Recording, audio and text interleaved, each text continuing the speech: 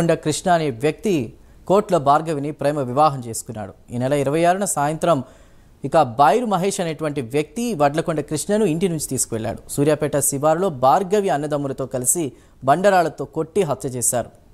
అనంతరం భార్గవి తండ్రి కోట్ల సైదులు నానమ్మకు సమాచారము ఇచ్చారు. మృతదేహాన్ని పాత సూర్యాపేటకు తీసుకువెళ్లి నానమ్మకు చూపించి అనంతరం యాక్సిడెంట్గా చిత్రీకరించడానికి ప్రయత్నము చేశారు. ప్రేమ కులాంతర వివాహమే హత్యకు కారణమని పోలీసుల దర్యాప్తులో నిర్ధారణ అయింది. ఈ కేసులో ఒక మహిళతో సహా మొత్తం 6గురిని పోలీసులు అరెస్ట్ చేసి రిమాండ్కు తరలించారు.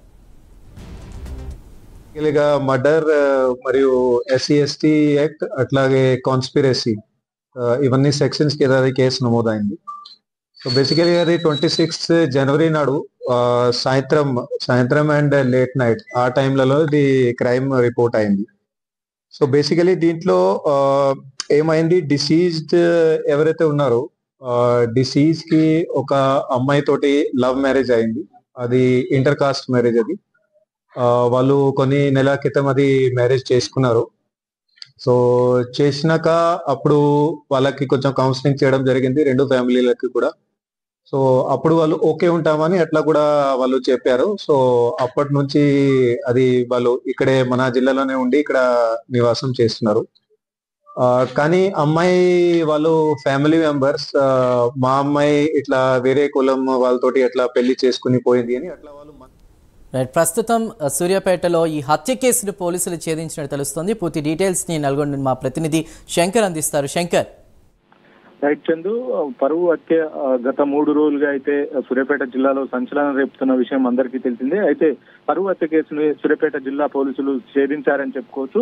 ప్రేమ కులాంతర వివాహమే కారణం అయితే తెలుస్తున్న పరిస్థితి కనబడుతుంది. ఒక మహిళతో సహా మొత్తం 6గురిని ఈ రోజు నిందితుల్ని అరెస్టు చేసి రిమాండ్ కు తరలించారు పోలీసులు. ఎట్టికా కారు, ఒక కత్తి, 5 మొబైల్ ఫోన్లను వారి నుండి స్వాధీనం చేసుకున్నారు పోలీసులు. పథకం ప్రకారమే 26 సాయంత్రం బైరు మహేష్ అనే వ్యక్తి వడ్లకొండ కృష్ణ అలియాస్ బంటి ఎవరైతే ఉన్నారో అతన్ని ఇంటి నుండి బయటకు తీసుకెళ్లారు. సూర్యాపేట శివారు ప్రదేశాలు ఏవైతే ఉంటాయో భార్గవి అన్న కోట్ల నవీన్ తమ్ముడు కోట్ల వంశీతో కలిసి చేతులు పట్టుకొని బండరాళ్లతో కొట్టి హత్య చేసినట్లయితే పోలీసులు చెప్తున్న పరిస్థితి అయితే కనపడుతుంది. అనంతరం ఆమె తండ్రి కోట్ల సైదులు ఎవరైతే ఉంటారో కోట్ల సైదులు నానమ్మకు సమాచారం ఇచ్చారు. డెడ్ బాడీని ఎట్టికా కారులో తీసుకొని ముందుగా పాత సూర్యాపేట ఏదైతే ఉంటుందో పాత సూర్యాపేటకు తీసుకెళ్లి నానమ్మకు కోట్ల బుచ్చమ్మకు అయితే చూపించారు. అక్కడి నుంచి మృతదేహాన్ని నల్గొండకు తీసుకెళ్లి నువ్వుల సాయి చరణ్ అనే స్నేహితుడికి చూపేయగా తను భయంతో అక్కడి నుండి పారిపోయినట్టుగా అయితే తెలుస్తుంది. తిరిగి మృతదేహాన్ని మళ్ళీ సూర్యాపేటకే తీసుకొచ్చి పిల్లల మరి శివార్లో మృతదేహాన్ని అతని స్కూటీ ఏదైతే ఉంటుందో అతని స్కూటీ పక్కనే వదిలి వెళ్లిపోయారు. విషయం తెలుసుకున్న పోలీసులు 6గురిని అదుపులోకి తీసుకున్నారు. అప్పటికే 3 సార్లు హత్యకు ప్రయత్నించి విఫలమయ్యారని కూడా తెలుస్తుంది. ఇంతలో 6గురిని నిందితులతో పాటు మృతుడిపై కూడా ఇంతకుముందు అయితే సూర్యాపేటకు సంబంధించిన పలు కేసుల్లో కూడా తన మీద మృతుని మీద కూడా కేసులు ఉన్నాయని చెప్పేసి ఎస్పీ సన్ప్రీత్ సింగ్ అయితే వెల్లడించిన పరిస్థితి అయితే కనబడుతుంది. గత 3 రోజులుగా సూర్యాపేట జిల్లా వ్యాప్తంగా ఈ పరువు హత్య కేసు ఏదైతే ఉంటుందో ఇది సంచలనంగా మారింది. కులాంతర వివాహం చేసుకున్నాడని చెప్పేసి మృతుడు బంటి ఎవరైతే ఉన్నారో బంటిని పలుసార్లు కూడా తన మీద ఈ హత్య ప్రయత్నం చేసినట్టు కూడా వెల్లడిస్తున్న పరిస్థితి అయితే కనబడుతుంది.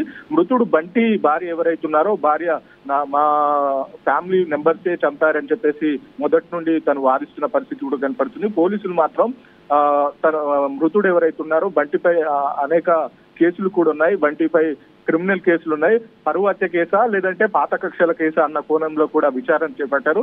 అనంతరం ఈ 6గురు ఎవరైతే ఉన్నారో ఈ 6గురిని అదే రోజు అదుపులోకి తీసుకొని వాళ్ళని విచారణ చేయగా వాళ్ళే చంపినట్టు ఒప్పుకున్నట్టయితే తెలుస్తున్న పరిస్థితి కనుక మొత్తంగా ఈ 6గురిని ఈ రోజు అరెస్ట్ చేసి రిమాండ్కు తరలించారు.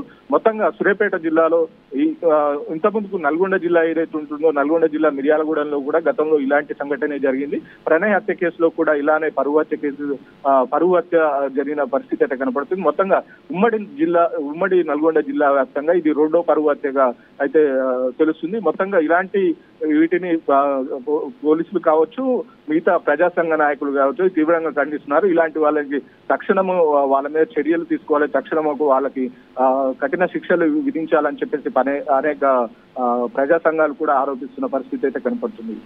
Right Shankar, thank you.